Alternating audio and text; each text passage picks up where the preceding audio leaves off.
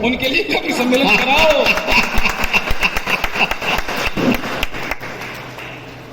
जितने भी बाहर लोग खड़े हैं, अगर वो गौरव चौहान की आवाज सुन रहे हैं तो अंदर आ जाएं। राजकुमार भैया अपनी टीम के साथ अंदर आ जाएं। बड़ी मुश्किलों में मैं यहां पर आ पाया हूं। पोस्टर में मेरा नाम था, फोटो थी, लेकिन मेरे पास खुद की सूचना नहीं थी कि मुझे आना है। जी कोई नहीं, लेकिन वो होता ना, मन के तार जुड़े हों तो दुनिया की कोई ताकत नहीं रोक सकती। जिसको आने को भगवान नहीं रोक पाया। मेरा पुनः निवेदन है, जो लोग बाहर खड़े हैं, पुलिस वाले भी खड़े हैं बाहर, आप लोग बाहर ही खड़े रहना।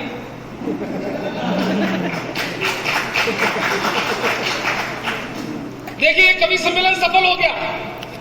अंदर आप सुन रहे हैं कविता, बाहर पुलिस सुन रही है। पुलिस कविता सुन रही है, जो किसी की नहीं सुनती वो कविता सुन रही है।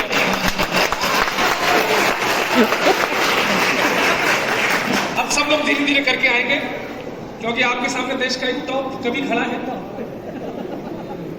देश के बहुत बड़े कवि आशीष अनंत जी मंच पर आ चुके हैं।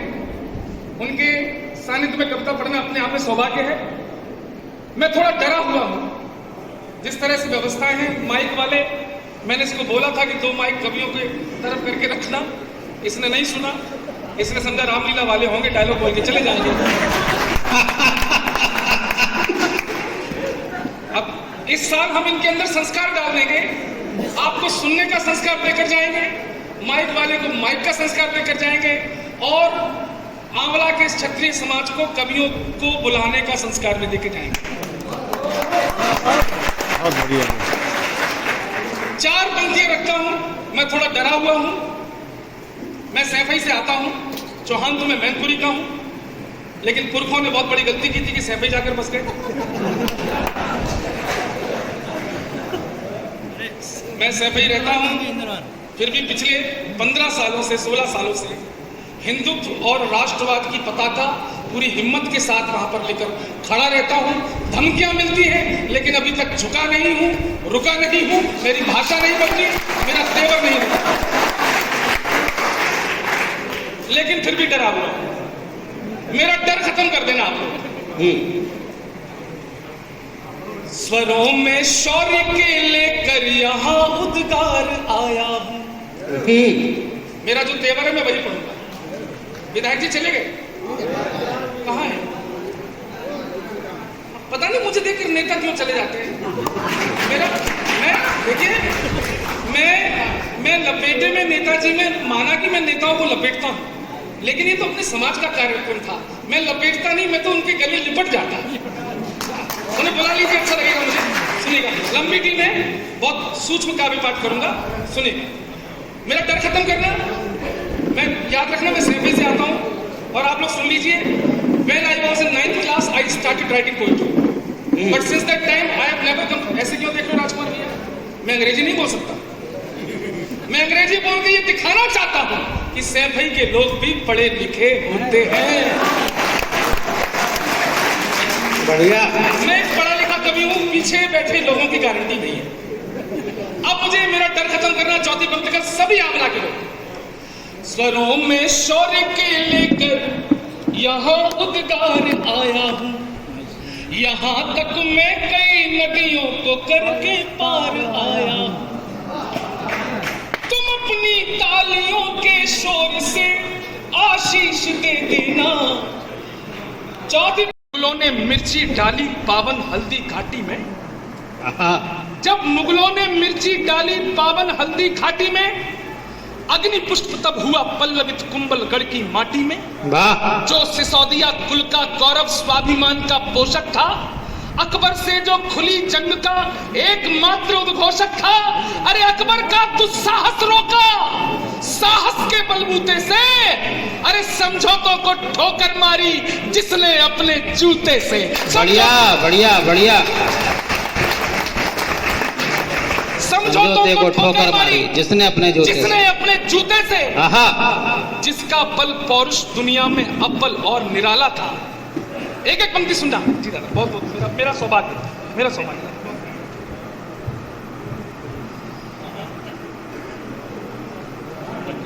जी जी सुनिए सुनिए जी जी, कविता हो जाएंगी सर। एक सर आप खड़े हो जाओ वहीं पे, एक मिनट वहीं खड़े हो जाओ, अपने आप पहनाएंगे। टाइमिंग सही होनी चाहिए, टाइमिंग गड़बड़ होती है तो राहुल गांधी ऐसे लोग आ जाते हैं। पढ़ो पढ़ो पढ़ो कर। सुनिए सुनना, जिसका बल पौरुष दुनिया में अव्वल और निराला था, कवच किलो 81 का था और 72 भाला था। अरे चेतक पर सवार होकर जब युद्ध क्षेत्र में जाता था, बाबर की औलादों का कच्चा गीला हो जाता था।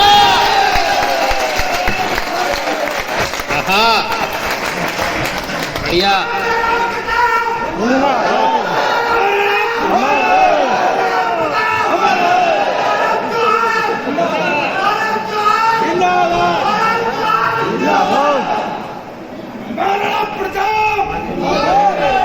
अभी और अच्छी पंक्ति आ रही है। चेतक पर सवार होकर जब युद्ध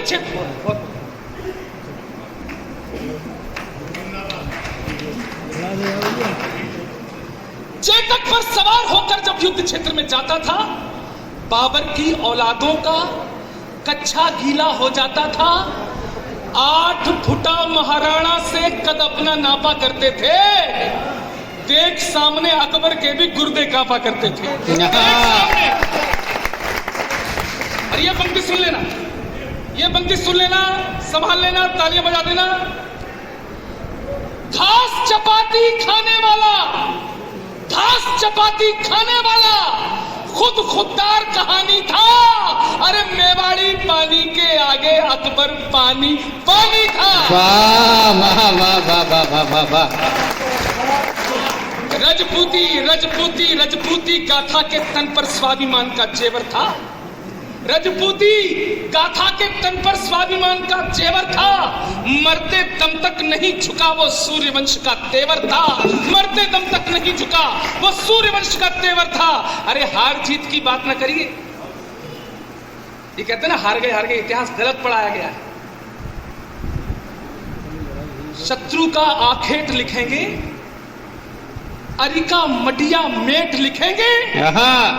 अकबर की औकात बताकर हम राणा दी ग्रेट लिखेंगे। वाह सुंदर, बढ़िया बढ़िया पंक्ति है, शानदार पंक्ति। रजपूती गाथा के तन पर स्वाभिमान का जेवर था। मरते दम तक नहीं झुका वो सूर्यवंश का तेवर था। अरे हार जीत की बात न करिए, संघर्षों का ध्यान रहे। कथा पीढ़ियों को दिखलाओ, निज कुल पर अभिमान रहे। अरे गिरा जहां पर खून। अंतिम 4 पंक्तियां मुझे विदाई दे देना, और जब मुझे जी भर के सुनना हो तो अगली बार कभी भी मुझे समय दे के बुलाइए। वो केवल मुझे ही सुनने को बुलाइए। सुनिए, नहीं मैं सारे कवि मैं सम्मान करता हूं। ये सब मेरे प्रेरणा है, मेरे आदर्श हैं।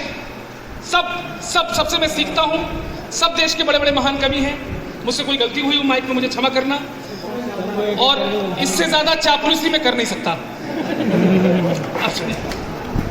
रजपूती गाथा के तन पर स्वाभिमान का जेवर था। मरते दम तक नहीं झुका वो सूर्यवंश का तेवर था। अरे कथा हार जीत की बात न करिए, संघर्षों का ध्यान रहे। कथा पीढ़ियों को दिखलाओ, निज कुल पर अभिमान रहे। अरे गिरा जहां पर खून